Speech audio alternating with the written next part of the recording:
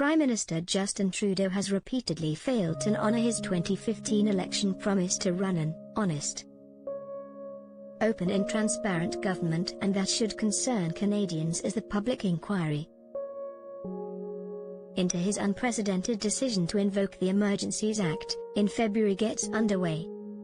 Trudeau was less than honest when he described the accurate Globe and Mail story exposing his Essential Avalanche scandal, in which he wrongly pressured then Attorney General Jody Wilson-Raybould to drop a criminal prosecution of the company in favor of a deferred prosecution agreement as false. He was less than honest when he promised Canadians, in 2015, that he would increase their access to government documents by strengthening the Access to Information Act. Information Commissioner Caroline Maynard testified before the Commons Ethics Committee in May that government agencies, legally required to respond to Freedom of Information requests within 30 days,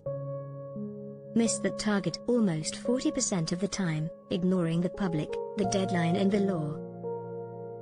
In concrete terms, this means that Canadians are not getting timely resolution of their complaints for access to information requests, she said.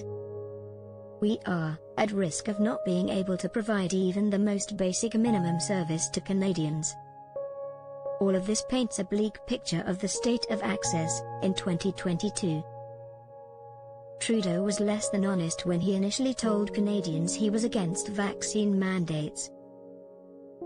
and passports because they were divisive, then attacked unvaccinated Canadians who agreed with him after he changed his mind, accusing them of endangering children. Given that record, the jury is out on whether Trudeau's claim that his invocation of the Emergencies Act against FreedomConvoy demonstrators protesting against vaccine mandates, mainly in Ottawa, but also in several other locations across the country, was necessary and a last resort after all other options had failed. Invoking the act, which former Prime Minister Jean Chrétien did not do during 9/11 and Trudeau didn't do during protests that shut down Canada's rail lines, empowered the government to violate fundamental civil liberties of Canadians. It will now be the job of Justice Paul Rouleau, head of the inquiry which is mandatory under the Emergencies Act, to determine the validity of Trudeau's claim, because Canadians have the right to know the truth.